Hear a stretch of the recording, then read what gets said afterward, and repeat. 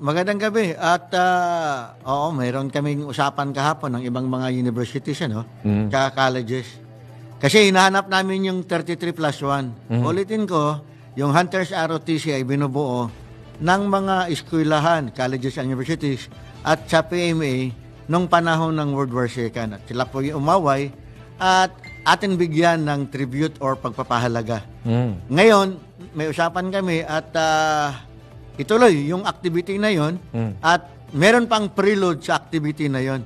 Magkaroon ng sa guidance ni CGPA, magkaroon ng wreath laying ceremony doon mismo sa monumento ng Hunters ROTC Guerrilla Unit doon sa may Port Bonifacio. At kanina yun ang napag-usapan din namin kinang hapon kung paano at paano mahanap. Kaya ako'y nanawagan sa mga anak, apo, sa mga dating membro ng Hunters ROTC Guerrilla Unit.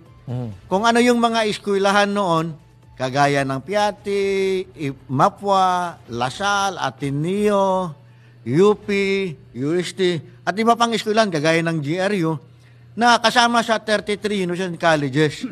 Sana, kasi ang listahan namin, 14 lang, may mga missing pa.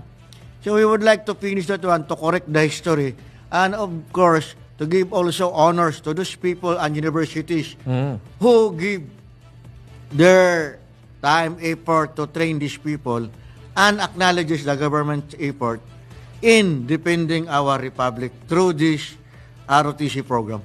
Yes. Ito yung mga batang ROTC na produkto ng 1935 Constitution, na produkto ng Commonwealth Act number 1, yung pinakalumang, yung ating pa ring National Defense Act, sila yung produkto nitong batas na ito.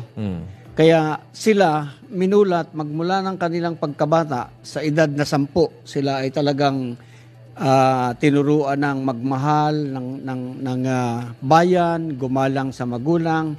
At ito ang kanilang nakalakihan hanggang sa nung tayo sinakop ng mga Hapon, hindi sila talaga pumayag na hindi sila papalag, hindi sila lalaban. Ito yung magandang nangyari nung panahon na yung ating mga kabataan hinubog ng tama. No?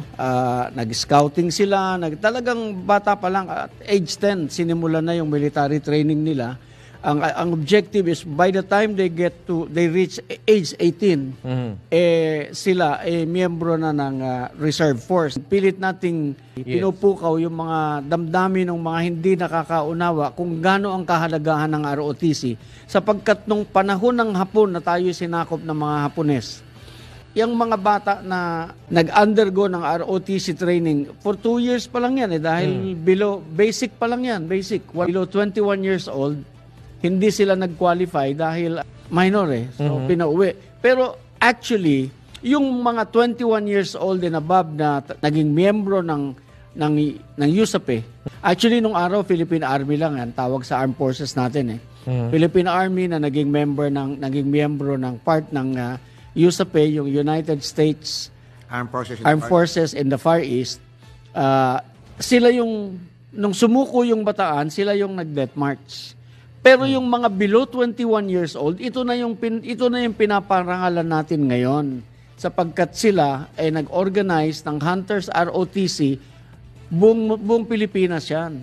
Buong Luzon, mula North Luzon hanggang Mindanao, meron tayong Hunters ROTC Guerrilla Unit, at yan yung ating binibigyang pugad. Gusto nating gisingin ang kamuangan ng lahat ng nakalimot na o hindi nakaalam na nung araw, meron tayong mga kabataan na tumugon sa tawag ng ating bayan, na ang ating kalayaan ay ipaglaban. Mga ROTC cadets po yung mga yan.